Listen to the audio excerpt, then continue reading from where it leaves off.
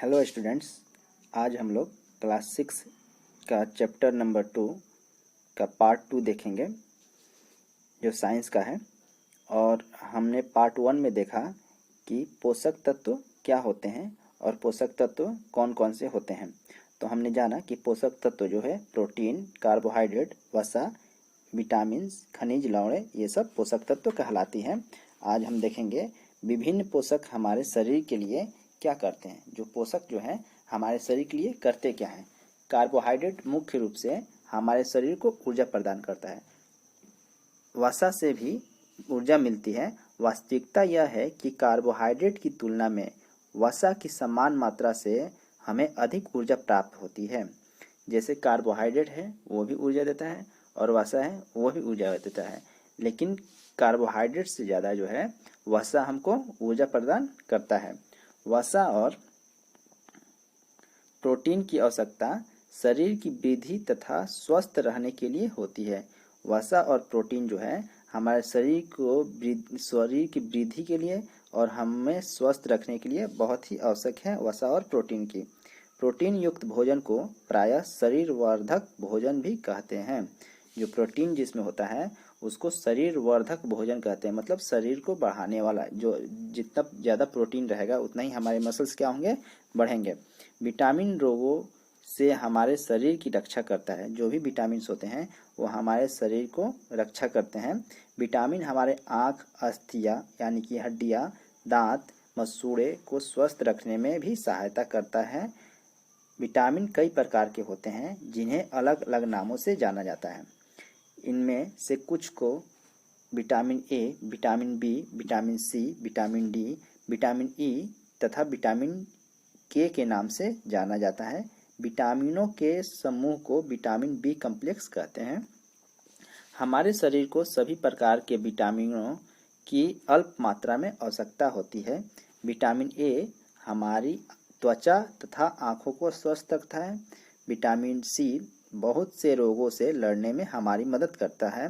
Vitamin D हमारे अस्थियों और दांतों के लिए कैल्शियम का उपयोग करने में हमारे शरीर की सहायता करता है। विभिन्न विटामिनों से भरपूर भोजन चित्र 6.2.6 से 2.9 में दिखाए गए हैं। चलिए एक बार फिर समझते हैं कि विटामिन का रोल क्या है। विटामिन जो है कई प्रकार के होते हैं। जैसे विटामिन ए हो गया। विटामिन ए क्या करता है कि ये हमारे आँखों को और त्वचा को स्वस्थ रखता है। और विटामिन जो सी हो गया वो भी जो है बहुत सारे रोगों से लड़ने में मदद करता है। विटामिन डी जो है जो हमारी हड्डियाँ होती है और दांत होती हैं उसको कमज़ोर नहीं होने देती है। अगर विटामिन डी की कमी हो जाए तो हमारी हड्डियाँ और दांत क्या हो जाएगी, कमज़ोर हो जाएगी। उससे हमको कैल्शियम मिलती है विटामिन डी से। इस विटामिन के बारे में हम चित्र 2.6 से चित्र 2.9 में दिखाए गए हैं। इसमें चित्र दिया गया है, इस बुक में आप देख सकते हैं। तो चलिए देखते हैं। इस चित्र में दिया गया है पपीता, गाजर, आम, ये सब जो है विटामिन ए के कुछ स्रोत हैं। अगर हम पपीता, गाजर और आम खाते हैं, मछली खाते हैं, मछली का तेल, तो हमको विटामिन ए मिलेगी। वैसे ही विटामिन बी जो है गेहूँ, यकृत मतलब लीवर होता है, और चावल, ये सब खाने से हमको विटामिन डी मिलेगी और विटामिन बी मिलेगी। और विटामिन सी जो है हमको आंवला, अमरूद, टमाटर, मिर्च, नींबू, संतरा, ये सब खाने से हमको विटामिन सी मिलती है। वैसे ही हम देखते हैं यहाँ पे प्रोटीन किससे किससे मिलता है।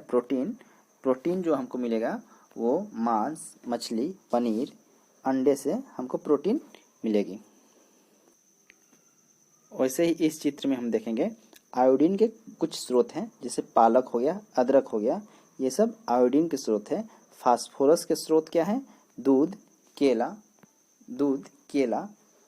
ये सब क्या है, फास्फोरस का स्रोत है। और लोहे के स्रोत, लोहा मतलब जो हमारे शरीर में लोहा पाया जाता है वो है पालक और यकृत खाने से, सेव खाने से, ये सब से हमको लोहे का स्रोत प्राप्त होगा, आयरन मिलेगा।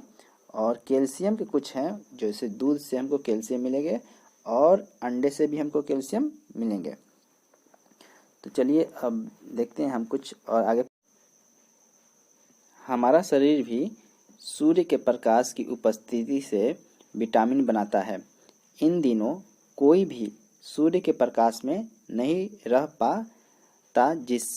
पाता जिससे लोगों में इसकी कमी हो जाती है। मतलब जब हम सूर्य के प्रकाश के नीचे बैठते हैं तो हमको विटामिन डी मिलता है, और आजकल जो है लोग धूप में कम रहते हैं तो उससे क्या होता है, उनके अंदर विटामिन डी की कमी हो जाती है। हमारे शरीर को खनिज लवणों की आवश्यकता अल्प मात्रा में होती है। शरीर के उचित विकास तथा अच्छे स्वास्थ्य के लिए प्रत्येक खनिज लवण आवश्यक है। जो भी हमने कार्बोहाइड्रेट, वसा, प्रोटीन, खनिज लवण ये सब पढ़े, सभी की जरूरत हमारे शरीर में जैसे कार्बोहाइड्रेट की जरूरत है, वसा की जरूरत है, प्रोटीन की जरूरत है, वैसे ही हमारे शरीर में जो है खनिज लवण की भी आवश्यकता थोड़े मात्रा में होती है।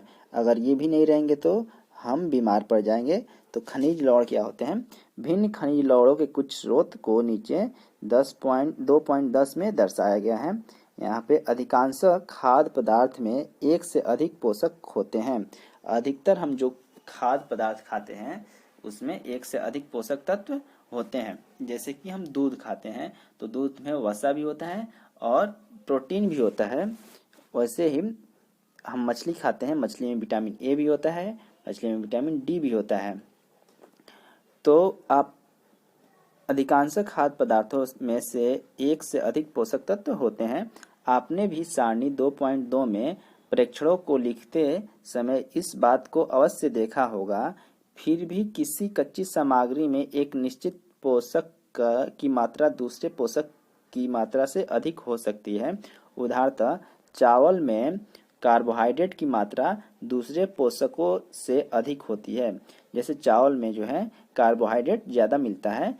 इस आधार पर हम यह कह सकते हैं कि चावल कार्बोहाइड्रेट समृद्ध भोजन है। जैसे जिस चीज़ में अगर कार्बोहाइड्रेट की मात्रा ज़्यादा है तो उसको हम कार्बोहाइड्रेट समृद्ध भोजन कहेंगे। जिस चीज़ में विटामिन सी की ज़्यादा मात्रा है तो उसको विटामिन सी समृद्ध भोजन कहेंगे। इन पोषकों के अलावा हमारे शरीर को आहारी रेशों तथा जल की भी आवश्यकता होती है। अब हमको कार्बोहाइड्रेट, वसा, प्रोटीन, खनिज लवण के साथ साथ हमको आहारी रेशों तथा जल, आहारी रेशों मतलब जल की भी आवश्यकता होती है। आहारी रेशे रुक्षांश के नाम से भी जाने जाते हैं। आहारी रेशों को हम रुक्षांश के नाम से भी जानते हैं। हमारे खाने में रुक्षांश की पूर्ति मुख्यतः पादप उत्पादों से होती है।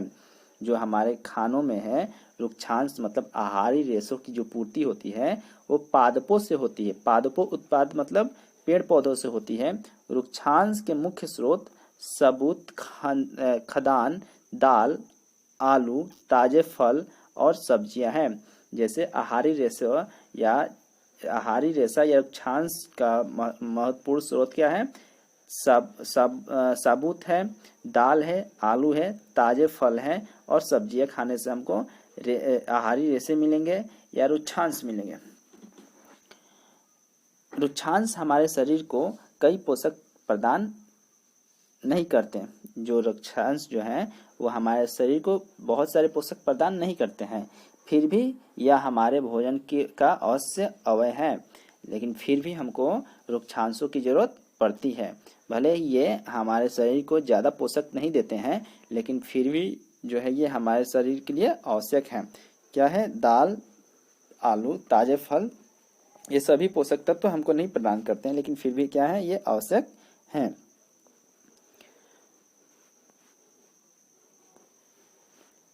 इसका आयतन बढ़ा देते हैं। रुक्षांश बिना पचे भोजन को बाहर निकालने में हमारे शरीर की सहायता करते हैं। जैसे कि जो भी हम दाल खाते हैं, आलू खाते हैं, ताजे फल खाते हैं, सब्जियां खाते हैं, ये एक प्रकार के रुक्षांश है। और ये जो है जो बिना पचे हुए भोजन होते हैं उनको बाहर निकालने में हमारे शरीर की सहायता करते हैं। जल भोजन में उपस्थित पोषकों को अवशोषित करने में हमारे शरीर की सहायता करता है। यह कुछ अपशिष्ट पदार्थ हो जैसे कि मूत्र तथा पसीने को शरीर से बाहर निकालने में सहायता करता है। जल जो है वो हमारे शरीर से अपशिष्ट पदार्थों को मतलब खराब पदार्थों को निकालने में मदद करता है मूत्र और पसीने के द्वारा। हम सामान्यतः हमारे शरीर को जितने जल की आवश्यकता होती है हमें उन वस्तुओं से प्राप्त होता है जिन्हें हम द्रव के रूप में लेते हैं, जैसे कि जल, दूध और चाय आदि। जैसे कि हम पानी को उन वस्तुओं के रूप में भी लेते हैं जो हम लोग डेली यूज करते हैं। जैसे कि हम लोग दूध पीते हैं तो दूध में भी जल होता है, और चाय पीते हैं चाय में भी जल होता है। तो ये हमारे शरीर में एक जल की तरह काम करता है। इसके अतिरिक्त हम जो भी भोजन पकाते हैं उनमें भी पानी का प्रयोग किया जाता है। आइए देखते हैं कि क्या कोई अन्य स्रोत हमारे शरीर को जल प्रदान करता है। तो हम लोग जो भी खाना पकाते हैं, जैसे रोटी पकाए, चावल पकाए, सब्जियां पकाएं, तो उनमें भी जल होता है। तो हम लोग देखेंगे कि अब कौन कौन से ऐसे स्रोत हैं जिससे हमारे शरीर को जल मिलता है। क्रियाकलाप 3, एक टमाटर अथवा नींबू जैसा कोई फल लें, इसे छोटे छोटे हिस्सों में काट लें। क्या ऐसा करते समय आपके हाथ गीले होते हैं? हमको टमाटर या नींबू जैसे फल को लेना है और उसको छोटे छोटे हिस्से में काट देना है, और आप देखेंगे कि आपके हाथों में पानी लग गया है। तो स्वाभाविक सी बात है, लग जाएगा, क्योंकि उसमें क्या होता है, जल होता है। जब भी आपके घर में किसी फल या सब्जी को काटा, छीला या मसला जाता है, तब ध्यानपूर्वक उसका निरीक्षण करें। क्या ऐसा करते समय आपको किसी ऐसे ताजे फल या सब्जी के बारे में पता चलता है जिसमें पानी की मात्रा नहीं हो? आप अपने घरों में जो भी सब्जियां काटते हैं तो उसको निरीक्षण कीजिए, मतलब ध्यान से देखिए कि क्या आपने ऐसा कोई फल पाया है या सब्जियां पाई है जिसमें पानी की मात्रा नहीं हो। हम देखते हैं कि कोई खाद्य पदार्थ में जल होता है, कई खाद्य पदार्थ में क्या होता है, जल होता है। कुछ सीमा तक हमारे शरीर के लिए आवश्यक जल की पूर्ति इसी जल से हो जाती है। इसके अतिरिक्त कई खाद्य पदार्थों को पकाते समय हम उसमें जल डालते हैं। तो हमारे शरीर को जो पानी पर मिलता है वो कहाँ कहाँ से मिलता है? जैसे हम जो कोई फल खाते हैं या सब्जियां खाते हैं तो या फिर सब्जी बनाते समय जो उसमें पानी डालते हैं या चावल बनाते समय जो पानी डालते हैं, तो उस सब पानी से हमारे शरीर को पानी मिल जाता है। संतुलित आहार 2.3 में देखेंगे, संतुलित आहार क्या होता है। सामान्यतः पूरे दिन में जो कुछ भी हम खाते हैं उसे आहार कहते हैं। हम लोग पूरे दिन में जो भी चीज़ खाते हैं उसे क्या कहते हैं, आहार कहते हैं। हमारे शरीर की वृद्धि और अच्छे स्वास्थ्य को बनाए रखने के लिए हमारे आहार में वे सभी पोषक तत्व उचित मात्रा में होने चाहिए जिनकी हमारे शरीर को आवश्यकता है। कोई भी पोषक तत्व न आवश्यकता से अधिक हो और न कम। हमारे आहार में पर्याप्त मात्रा में रुक्षांश और जल भी होना चाहिए। इस प्रकार के आहार को संतुलित आहार कहते हैं।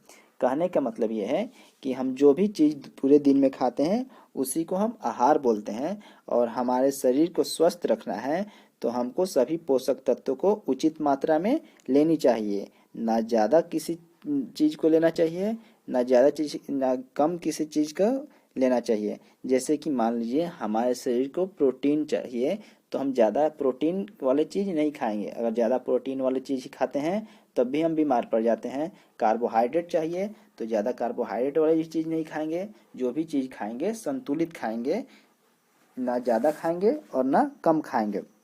वैसे ही हमारे शरीर को रुक्षांश और जल की भी ज़रूरत होती है, इसलिए हमको पानी भी पीना बहुत ज़रूरी होता है। इसी को हम लोग क्या कहते हैं, संतुलित आहार। मतलब सभी चीज़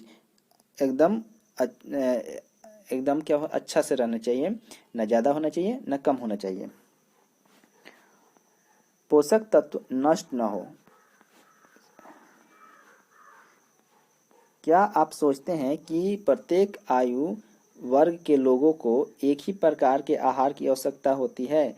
क्या आप यह भी सोचते हैं कि हमारा संतुलित आहार हमारे शरीर कार्य पर निर्भर करता है? क्या आप ये सोचते हैं कि एक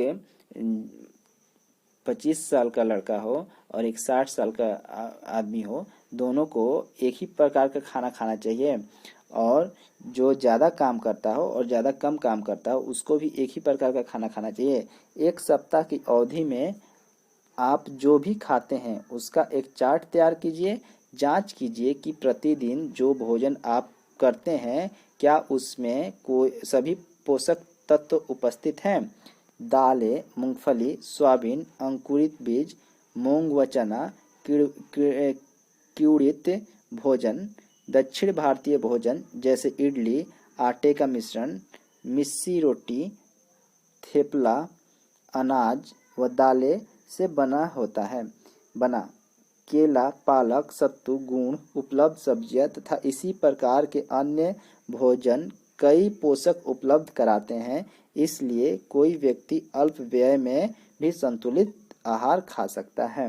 मतलब कहने का मतलब कि हमको जरूरी नहीं कि सब चीज़ ज़्यादा ही खाएं, हम लोग थोड़ा थोड़ा चीज़ सबको अगर खाते हैं तो हमको भी संतुलित आहार मिल सकता है। उचित प्रकार का भोजन करना ही पर्याप्त नहीं, इसे उचित तरीके से पकाना भी चाहिए ताकि इसके पोषक तत्व नष्ट न हो। क्या आप जानते हैं कि पकाते समय कुछ पोषक तत्व नष्ट हो जाते हैं। हमको सिर्फ भोजन को अच्छा भोजन करना ही जरूरी नहीं होता है, हमको ये भी जरूरी होता है कि कौन से भोजन को हम कितना पकाएं। हम अगर अच्छा ज़्यादा पकाते हैं किसी भोजन को तो उसमें से बहुत ऐसे पोषक तत्व हैं जो नष्ट हो जाएंगे। अब इस पहेली के बारे में देखते हैं। पहेली क्या जानना चाहती है। पहेली यह जानने के लिए उत्सुक है कि क्या जंतुओं के भोजन में भी सभी अवयव होते हैं जो, और क्या उन्हें भी संतुलित भोजन की आवश्यकता होती है। पहेली का कहने का मतलब यह है कि जो जानवर खाते हैं, जीव जंतु खाते हैं, क्या उनके भी भोजन में संतुलित आहार होता है। एकदम सही बात है, उनके भी भोजन में संतुलित भोजन आवश्यक है और वो भी भोजन करते हैं, उनमें पोषक तत्व होते हैं।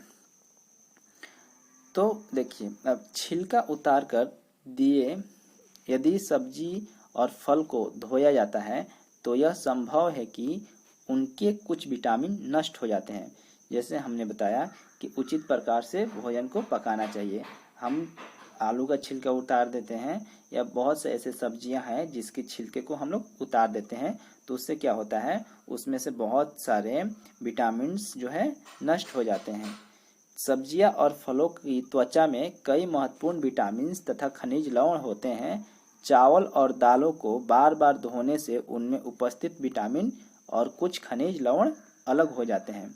जैसे कि जो भी सब्जियां होती हैं उनका जो छिलका होता है, त्वचा होता है, उसको निकालने से बहुत सारे महत्वपूर्ण विटामिन जो है उसमें से निकल जाता है, नष्ट हो जाता है। खनिज लवण भी नष्ट हो जाता है।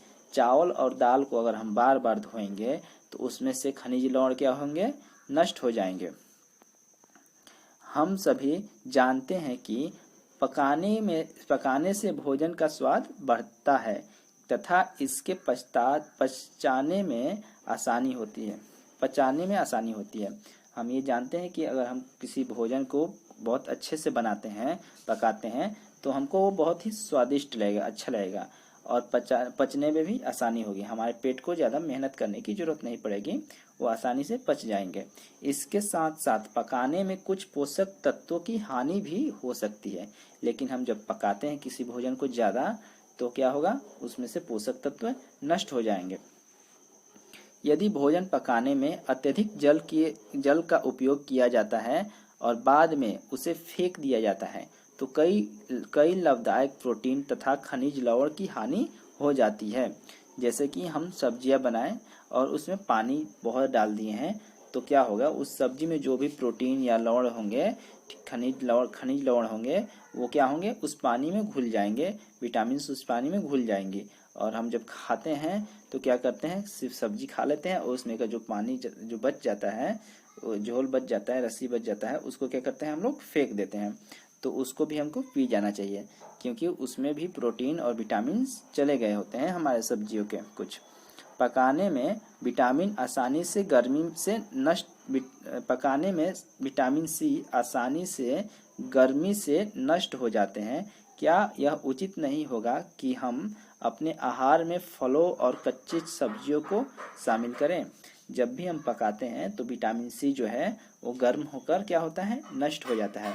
तो हमको ये सलाह दी गई है कि हम ज़्यादा से ज़्यादा कुछ कच्ची सब्जियां अपने खानों अपने मतलब खाने के समय कुछ कच्ची सब्जियां या कच्चे फलों का इस्तेमाल करें, अपने आहार में शामिल करें। बूझों ने सोचा कि हर समय वसा युक्त खाना ही सर्वोत्तम भोजन है। यह एक कटोरी कार्बोहाइड्रेट युक्त भोजन की अपेक्षा अधिक एक कटोरी वसा युक्त भोजन अधिक ऊर्जा देगा। अब बूझो जो है ये सोचता है कि कार्बोहाइड्रेट से ज़्यादा जो है वसा जो है ज़्यादा हमको ऊर्जा देता है, तो क्यों ना हम एक कटोरी वसा ही खाएं, कार्बोहाइड्रेट नहीं खाएं। यही उसके माइंड में चल रहा है। क्या ऐसा नहीं होता? अतः उसने तली हुई चीजें, समोसा, पूरी, मसाले, रबड़ी, पेड़ा आदि प्रचुर वसायुक्त भोजन ही खाया, इसके अलावा कुछ नहीं। क्या आप सोचते हैं कि वह ठीक था? निस्संदेह नहीं। इतना अधिक वसायुक्त भोजन खाना हमारे लिए बहुत हानिकारक हो सकता है। हमारे भोजन में वसा की मात्रा अधिक मोटापे का कारण बनती है। बूझो जो है वो सोचता है कि हम क्यों ना ज़्यादा ऊर्जा लेने के लिए हम कार्बोहाइड्रेट के जगह पे सिर्फ वसा युक्त भोजन ही खाएं, क्योंकि वसा में कार्बोहाइड्रेट से ज़्यादा ऊर्जा मिलती है। तो क्या करता है कि सिर्फ वो तली हुई चीज़ें खाता है। जैसे तेल वाली चीज़ें को खाने से हमको क्या मिलता है, वसा मिलता है। जैसे समोसा खाएं तो उसमें तेल हुआ, पूरी, मलाई, राबड़ी, इसमें ज़्यादा वसा होता है, तो वो सिर्फ यही खाता है। तो क्या पड़ जाएगा, वो बीमार पड़ जाएगा और मोटा हो जाएगा, क्योंकि वसा से क्या होता है, हमारे शरीर के मोटापे बढ़ जाते हैं। तो वो क्या हो जाता, बुझो क्या हो जाएगा, अगर वो ज़्यादा तेल वाली चीज़ें खाएगा तो मोटा हो जाएगा। अब अगला टॉपिक है 2.4 में अभावजन्य रोग। ये क्या होता है अभावजन्य रोग? एक व्यक्ति खाने के लिए पर्याप्त भोजन पा रहा है, लेकिन कभी कभी उसके भोजन में किसी विशेष पोषक की कमी हो जाती है। यदि यह कमी लंबी अवधि तक रहती है तो वह व्यक्ति के अभाव से ग्रसित हो जाता है। व्यक्ति उसके अभाव से ग्रसित हो सकता है। एक या अधिक पोषक तत्वों का अभाव हमारे शरीर में रोग अथवा विकृतियां उत्पन्न कर सकता है। वे रोग जो लंबी अवधि तक पोषकों के अभाव के कारण होता है उन्हें अभावजन्य रोग कहते हैं। कहने का मतलब यह है कि कोई व्यक्ति है अच्छा से खाना खा रहा है, लेकिन उसके खाने में जो है आयोडीन की, मान लीजिए आयोडीन की कमी है, और वो आयोडीन बहुत दिनों तक नहीं ले रहा है, लेकिन वो सब कुछ अच्छे से खा रहा है लेकिन आयोडीन नहीं खा पा रहा है, उसके शरीर में आयोडीन नहीं जा रहा है, या फिर कोई प्रोटीन नहीं जा रहा है, या फिर मान लीजिए वो खाना खा रहा है लेकिन उसके शरीर में विटामिन ए वाला जो है वो विटामिन ए का खाना नहीं खा रहा, उसको विटामिन ए मिल ही नहीं रहा है।